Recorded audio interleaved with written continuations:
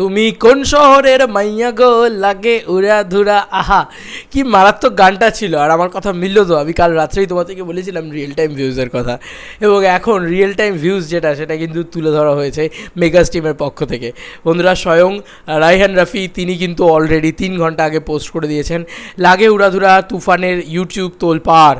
The first song of Toofan লাগে Uradhura cross 3 million views on YouTube within 20 hours আর and counting, মানে এখনও চলছে। এবং আগুনের সাইন দিয়েছেন উনি, এসবিএফ তথা মেগাস্টার শাকিব খান ইত্যাদি ইত্যাদি ট্যাগ ইত্যাদি করেছেন। এই পোস্টারটা কি লাগছে ভাই, প্রীতম হাসানকেও এমনি সুন্দর লাগে, আর শাকিব খানকে কি লাগছে, মেগাস্টার শাকিব খান আর মিমি চক্রবর্তী। আমি বারবারই বলেছি মিমি চক্রবর্তীর একটা আলাদা ফেজ কোথাও গিয়ে আমরা দেখতে পাচ্ছি, মিমি চক্রবর্তীর 2.0 এটা আমরা কোথাও গিয়ে দেখতে পাচ্ছি।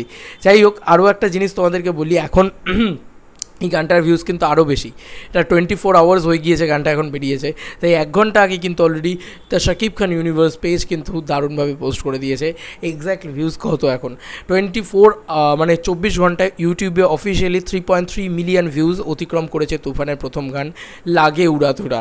মানে এটা একটা দারুণ দুর্ধর্ষ বিষয়, 3.3 মিলিয়ন মানে 3.30 লক্ষ, মানে 33 লক্ষ মানুষ কিন্তু অলরেডি লাগে উড়াধুরা গান শুনে ফেলেছে। 33 লক্ষ, মুখের কথা বলেছিলাম তো, এই গান কোটিতে রেকর্ড করবে, কোটিতে।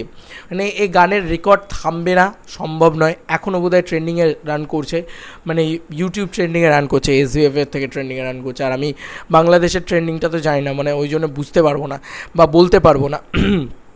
বাট আমি যদি এসবিএফটা দেখি, সরি হ্যাঁ, আমার গলাটা খুব খারাপ অবস্থা, মানে ঠান্ডা লেগে গিয়েছে প্রচণ্ড।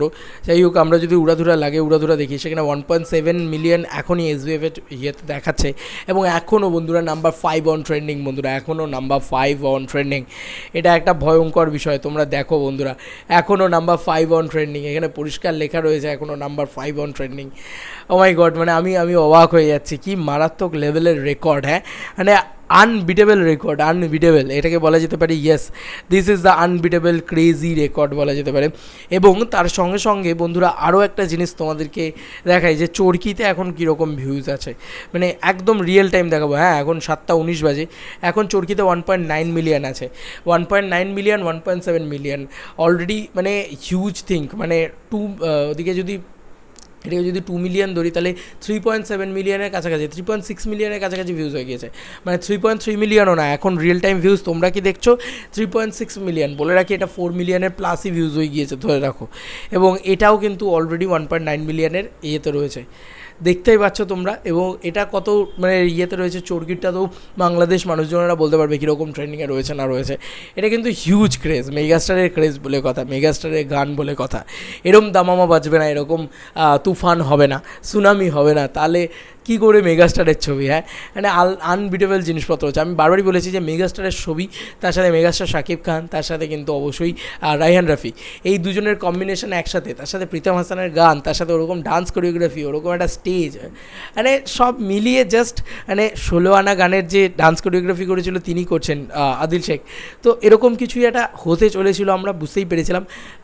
জাস্ট গানটা জাস্ট ভাইরাল, জাস্ট গানটা ব্লকবাস্টার কাল রাত্রেই হয়ে গিয়েছিল, এখন তো অল টাইম ব্লকবাস্টার হয়ে গিয়েছে গানটা।